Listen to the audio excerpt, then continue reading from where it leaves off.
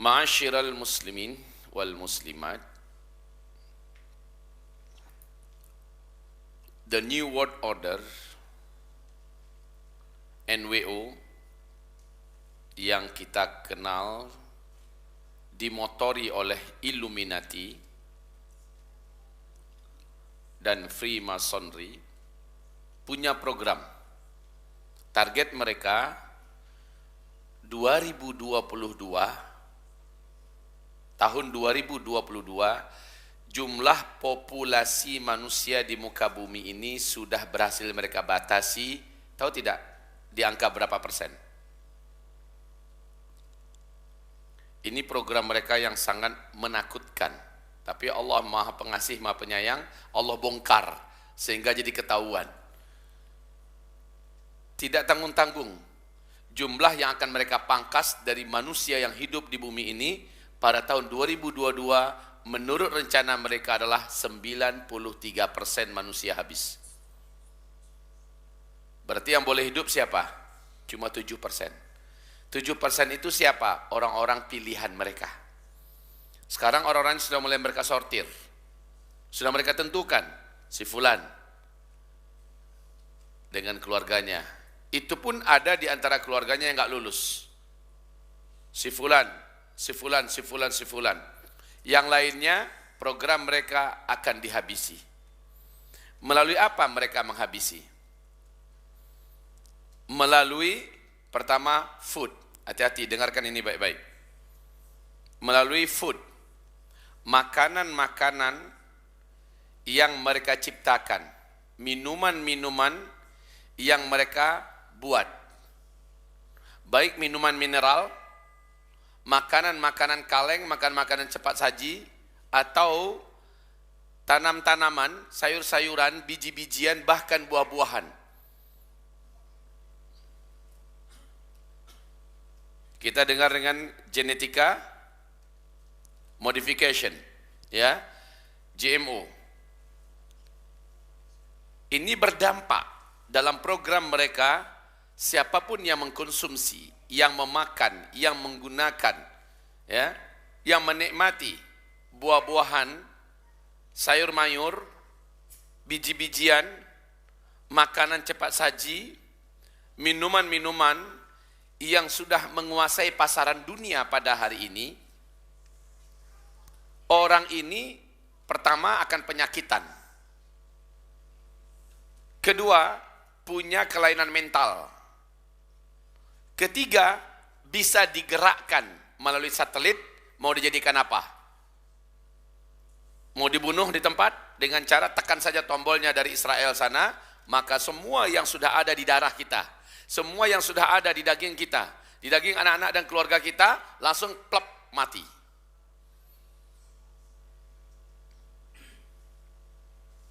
Luar biasa yang mereka lakukan kepada kita, dan ini kepada umat manusia. Mereka nggak pilih-pilih ya, Muslim saja, tidak.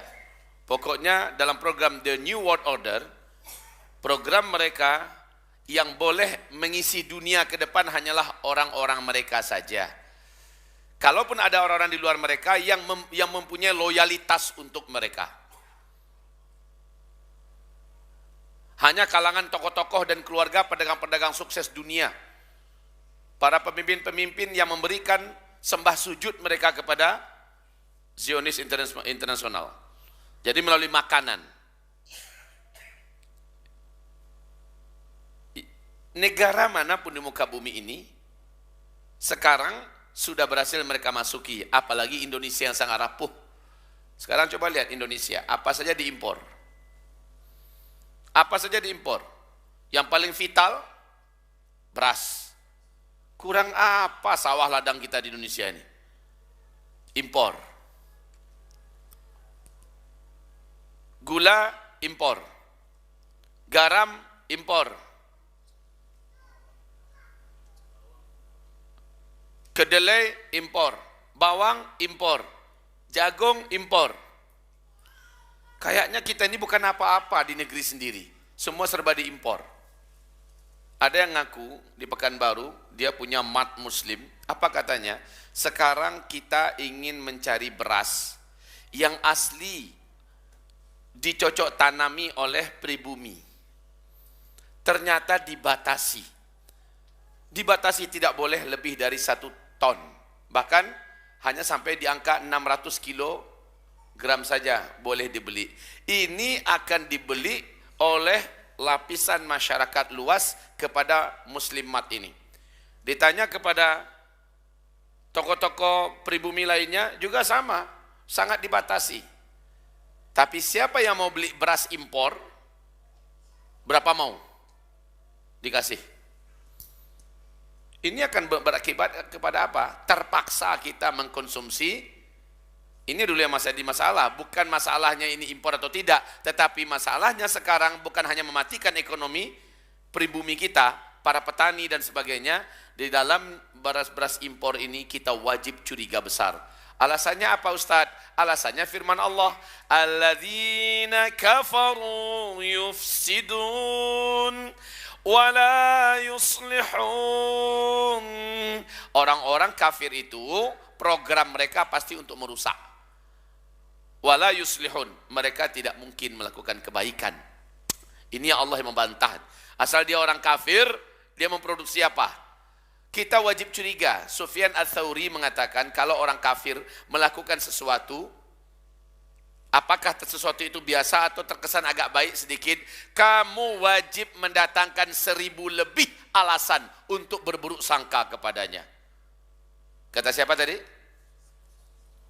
Kalau orang kafir yang melakukan sesuatu dan itu umpamanya dianggap sesuatu kebaikan, wajib curiga.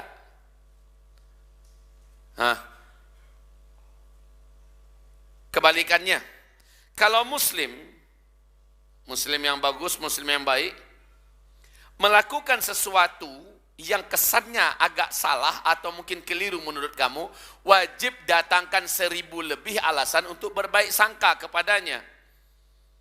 Begitu ya. Jangan dibalik. Selama ini yang kita dengar itu logikanya dibuat terbalik. Kalau dari muslim aja curiga aja bawaannya. Tapi kalau sudah dari kafir, kalau sudah dari mata sipit, kalau sudah dari asing, oh dah kayaknya itu sudah.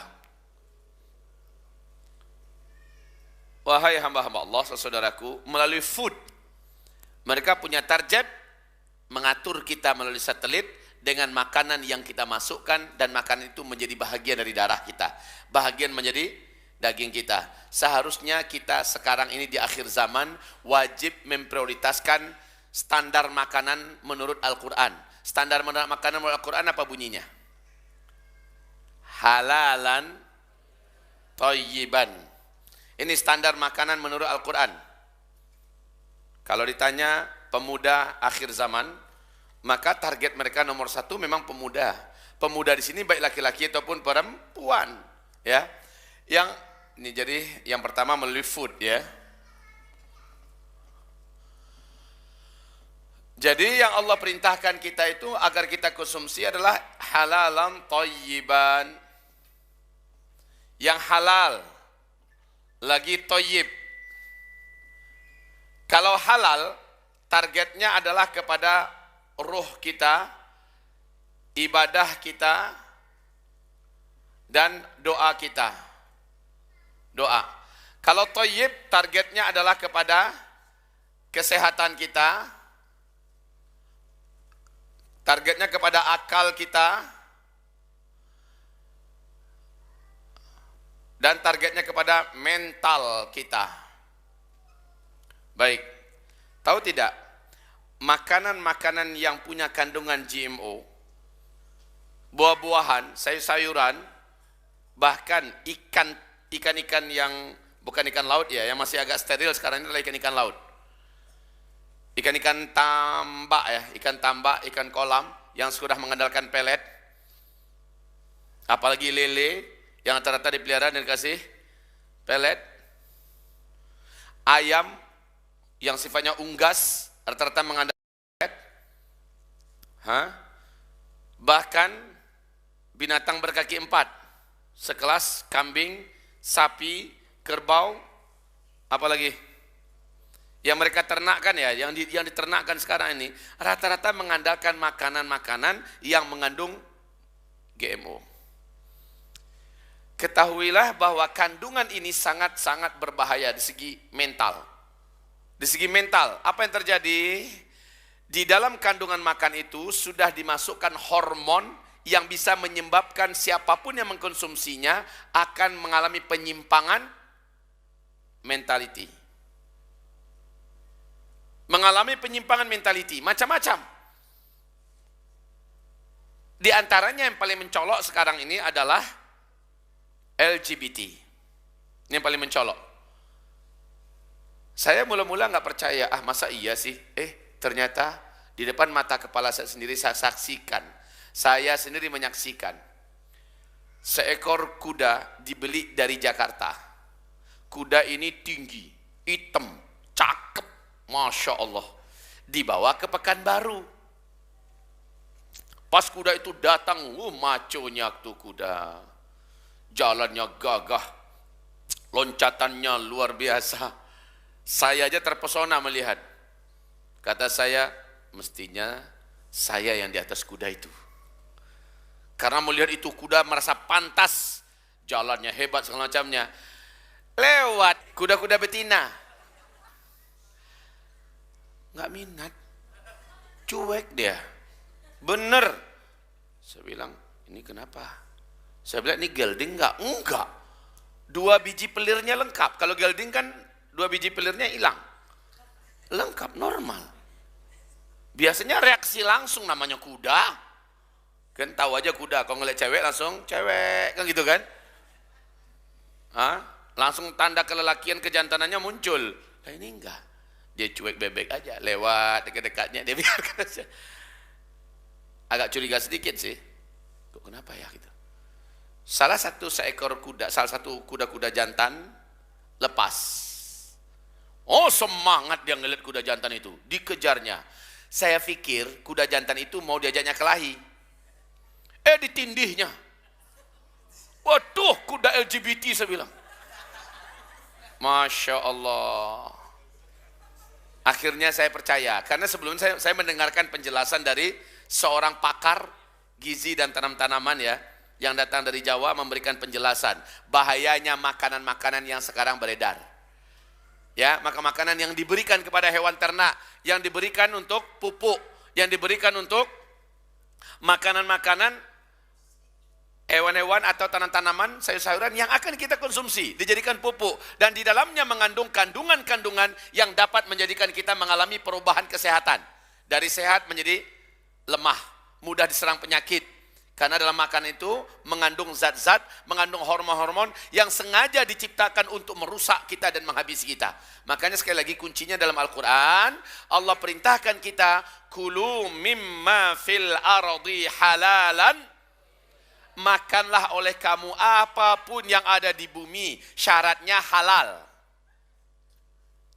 Lagi thayyib. Syaratnya halal, lagi thayyib. Kalau halal, biasanya itu enggak banyak yang ada label MUI-nya. Nah,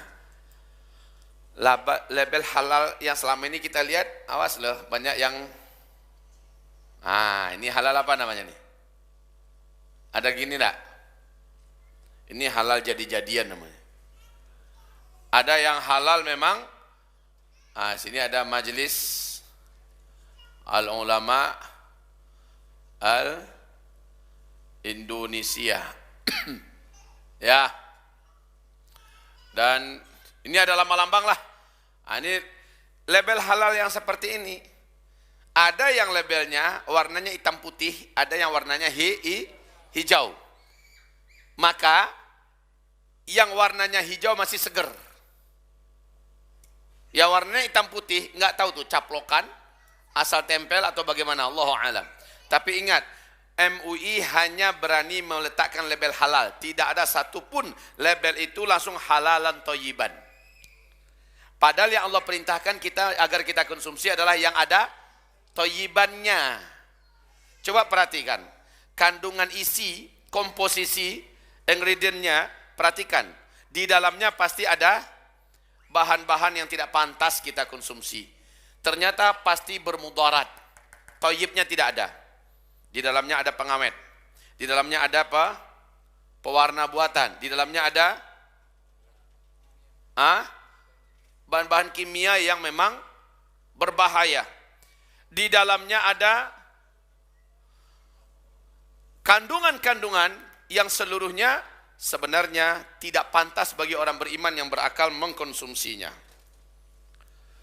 Baik, yang halal saja di pasaran nggak banyak, apalagi yang halal thayyib, belum pernah ada. Coba tanya sama majelis ulama, kebetulan beliau, mereka kan cuma di Jakarta. Tanya sama mereka, pernah nggak mereka mengeluarkan label halalan thayyiban? Nggak pernah. Kalau begitu bagaimana? Kalau kita belanja, jangan asal ada halal muinya, udah aman, belum tentu. Lihat dulu, periksa.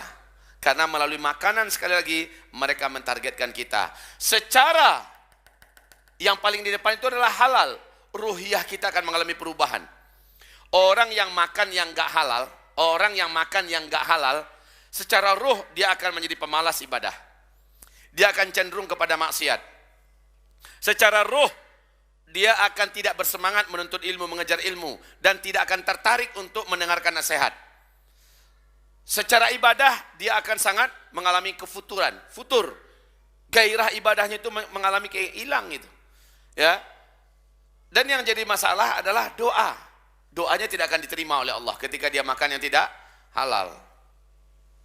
Baik ya.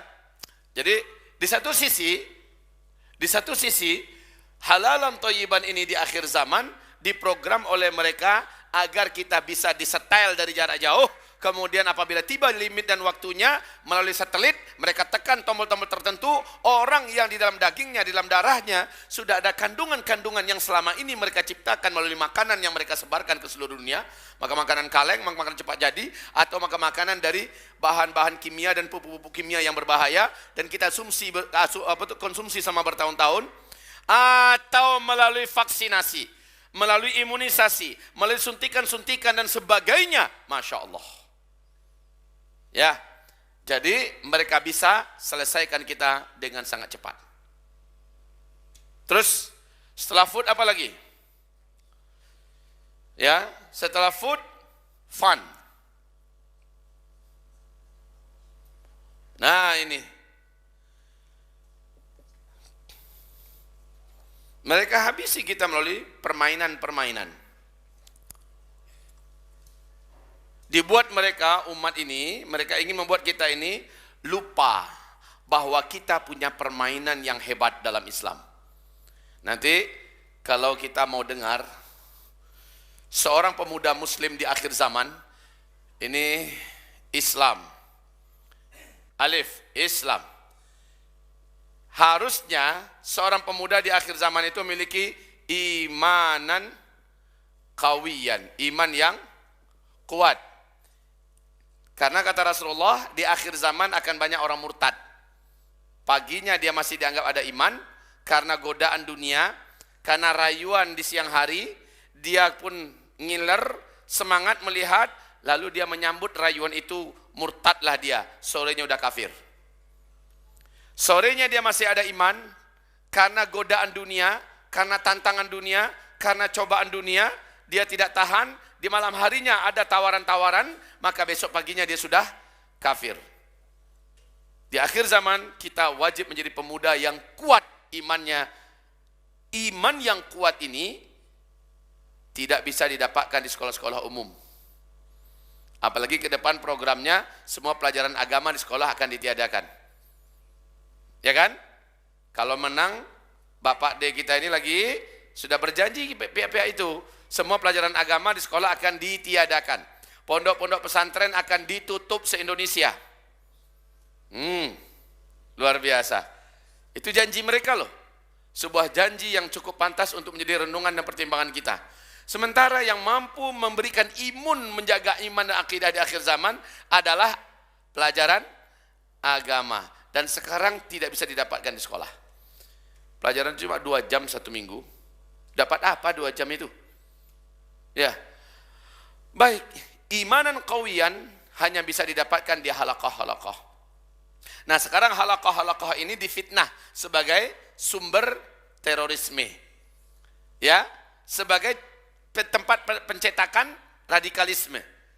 Halaqah itulah pengajian-pengajian yang sifatnya privat, di mana kita menamatkan kitab ini, menamatkan kitab itu, segala macamnya. Atau kalau di sekolah ada rohis namanya ya, rohani Islam, nanti adakan datangkan ustaz, datangkan guru di luar pada jam belajar yang ada di sekolah. Padahal dari sanalah kita bisa mendapatkan imanan qawiyan. Baik, imanan qawiyan menjadi mutlak, hukumnya fardu ain, bukan hanya pemuda, yang tua-tua juga wajib menuntut ilmu yang berkaitan dengan akidah. Hukumnya fardu ain. Banyak di antara kita yang hari ini tidak mengenal, tidak tahu.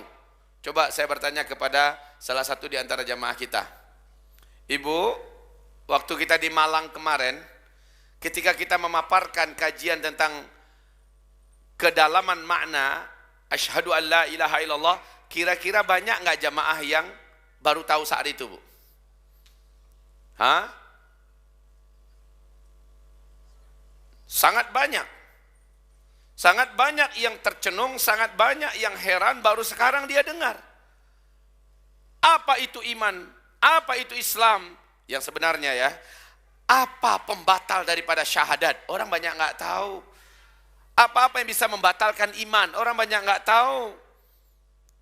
Kenapa hari ini gampang-gampang saja Al-Quran dilecehkan, simbol-simbol Islam yang agung dibakar dan sebagainya, gampang saja karena enggak tahu. Nah, kalau enggak tahu itu kata Rasulullah, ala inna ra'sal khati'ati al-jahlu. Induk dari semua kesalahan dan dosa adalah enggak tahu. Semakin dia enggak tahu, semakin banyak kesalahan dan dosa dia buat. Nah, sekarang kita kembali. Imanan qawiyan adalah senjata terkuat di akhir zaman. Muncul pun Dajjal enggak ada masalah. Jadi kita faham, tak lama lagi lah insya Allah ya, musuh bebuyutan anak cucu Adam yang beriman di akhir zaman ini akan lepas. Dajjal la'natullah alaih. Target mereka adalah semua manusia di muka bumi sujud menyembahnya sebagai Tuhan. Dan kata Rasulullah 2/3 manusia nanti sujud menyembah Dajjal. Yang paling banyak menyembah Dajjal dari kalangan umatku adalah kaum wanita. Kaum wanita. Tapi insya Allah mudah-mudahan bukan wanita yang rajin ngaji. Wanita-wanita muslimah yang mengejar ilmu, yang taat, wanita-wanita muslimah yang menjaga diri, insya Allah dijaga oleh Allah Subhanahu Wa Taala. Pemuda-pemuda yang mau melakukan halaqah-halaqah, ya, kajian-kajian, insya Allah imannya semakin lama semakin dikuatkan oleh Allah. Islam, ini yang pertama tadi. Sin. Apa? Yaitu sadidan fis suluk. Sadidan fis suluk. Ini pemuda akhir zaman. Lurus, mempunyai akhlak mulia, mempunyai kepribadian yang benar, kepribadian yang sesuai dengan karakter Islam. Bukan kepribadian ala barat, betatoan di mana-mana.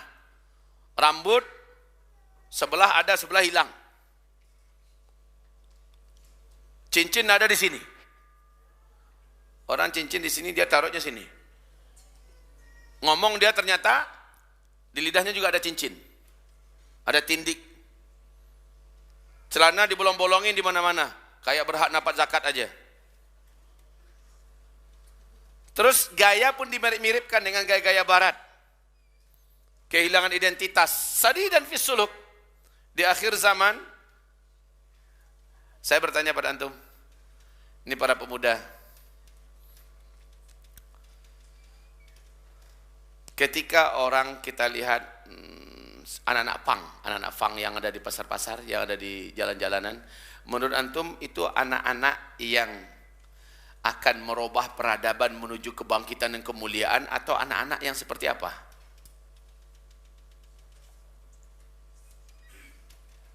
Itulah anak-anak yang sudah berhasil dihancurkan oleh program The New World Order. Nanti mereka juga banyak menghancurkan anak-anak kita dengan narkoba, dengan lain-lainnya. Sementara anak muslim yang mengerti akan diawasi lingkungannya, dan sekarang sangat sulit menjaga lingkungan anak-anak muslim kita. Sangat sulit. Minta maaf, tolong HP ini pinjamkan saya sebentar. Sehebat apapun orang tua memberikan nasihat, sementara anak diberikan bekal ini. Jangankan level anak, kita saja yang dewasa bisa hanyut oleh ini. Betul? Hampir di seluruh tempat di Indonesia, mau di airport, mau di terminal, mau di pesawat, mau di mana, seluruh orang punya ini. Ini juga salah satu di antara cara yang paling kuat di akhir zaman, kata Rasulullah, Dajjal mempengaruhi manusia. Tidak akan ada satu rumah pun dari rumah orang muslim nanti di akhir zaman, melainkan di dalam rumah mereka akan ada fitnah Dajjal. Inilah fitnah Dajjal yang maksudnya Nabi. Siapapun bawa, apalagi anak kecil. Anak SD udah dibeliin HP Android. Lalu anak SD itu akhirnya, kita kan tahu ya, buka sedikit, silep aja, langsung muncul yang enggak-enggak. Ini tangan, gatal, langsung tekan. Muncul. Dia belajar merusak, dia belajar pelacuran, dia belajar minuman, dia belajar apapun yang bisa membuat hidupnya menjadi hancur melalui pintu dunia, dan inilah pintu Dajjal. Kita saja yang dewasa nggak bisa mengendalikan. Jujurlah, bisa nggak mengendalikan kita yang dewasa? Kita yang dewasa saja nggak bisa mengendalikan, apalagi anak-anak, anak SD, anak SMP, anak SMA. Wallahi, bahkan wanita bercadar pun banyak yang gugur oleh ini. Akhirnya dia berselancar di dunia maya, berikhtilat dengan laki-laki asing yang bukan suaminya, bukan siapa-siapanya. Sampai ke tingkat dia akhirnya betul-betul tidak lagi memakai pakaian sehelai benang pun dengan laki-laki asing itu. Ditambah dengan yang lain-lainnya. Ya Allah ya Rabbi, kemarin istri saya nangis, saya juga ikut nangis. Lalu kami berjanji, ya Allah tolong kami ya Allah, agar kami mampu menjaga anak-anak kami. Baik, ikhwati fillah, tentang ini pun sudah Nabi sebutkan di akhir zaman. Dan sekarang ini dijadikan senjata untuk pembunuh manusia menurut target mereka, karena ini semua orang sudah punya. Ini paling efektif untuk membunuh orang, Pak. Paling efektif untuk membunuh orang. Taruh aja lah di sini, diledakkan melalui satelit, bisa tas mati kita. Ya.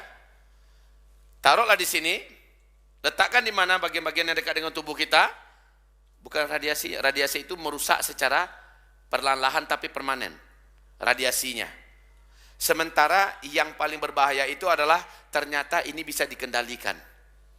Dari satelit, kalau mereka ingin habisi manusia, tinggal tekan saja melalui satelit, apapun, siapapun yang punya HP-HP Android canggih begini, dia akan meledak, ketika meledak, dia ada di tubuh orang, orang itu akan langsung mati. Maka bila target mereka tahun 2022, sudah 93% yang habis, mereka akan bisa melakukannya. Karena hampir-hampir tidak ada lagi orang yang tidak bergantung pada ini. Sungguh saudara-saudara, Bapak Ibu, wahai para remaja-remaji, pemuda-pemudi, kalaulah seandainya kita bisa menimbang maslahatnya dengan mudaratnya, ternyata kebutuhan kita yang paling utama dengan ini apa? Tolong jawab. Komunikasi, kan nelfon. Betul? Nelfon, SMS paling. Kalau memang demikian adanya, maka jujurlah, cukup handphone harga 250.000, handphone zaman jadul dulu, itu memadai. Memadai. Selama ini bahasa kita untuk dengar berita, itu bahasa kita ya. Untuk apa? Untuk ya informasi dengar berita. Apa? Hah? Bohong. Kalau dikatakan untuk kajian, berapa persen sih yang dengarkan kajian satu hari?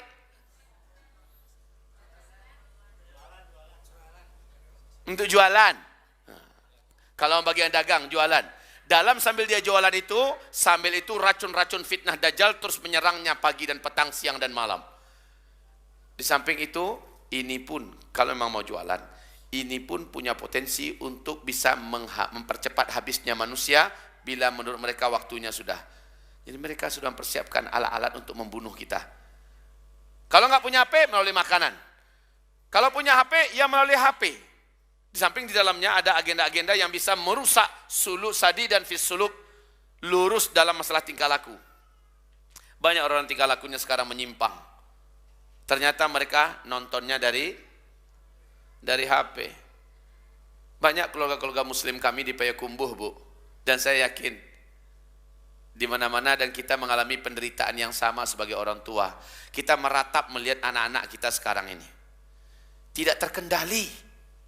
Tidak mampu dikendalikan anak-anak kita sekarang. Kelihatannya bagus, kelihatannya soleh, kelihatannya solehah. Tahu-tahu dia matanya sudah melihat macam-macam hal yang tidak pantas. Hatinya sudah dibuat kotor, otaknya sudah dinodai, jiwanya sudah diperkosa oleh peradaban-peradaban Dajjal. Melalui itu. Maka kalau kita masukkan anak kita ke pesantren, pastikan di pesantren itu bebas nggak HP. Kalau katanya tidak bebas, pastikan dulu betul-betul bukan sekedar teori. Kalau peraturannya sangat ketat, siapa yang ketahuan megang HP, anaknya dikeluarkan. Berarti itu pesantren yang layak kita percayakan anak kita di sana. Sholatnya sangat dijaga. Pelanggaran meninggalkan sholat berjamaah adalah pelanggaran besar. Siapapun yang meninggalkan sholat maka akan diberikan sanksi yang sangat berat. Maka itu pesantren yang layak anak kita percayakan kepadanya. Kondisi sekarang ya, kondisi sekarang. Kita hanya perlu bertahan 1 tahun ini lagi ke depan. Kita hanya perlu bertahan 1 tahun lagi ini ke depan. 2019 adalah kemuncak dari semua peristiwa-peristiwa besar di muka bumi ini. Bentuknya apa? Bencana-bencana, petaka-petaka, pertumpahan darah, kelaparan di mana-mana, musibah dan musibah 2019. Dari sekarang kita mulai perkuat imanan qawiyan sadidan fis suluk.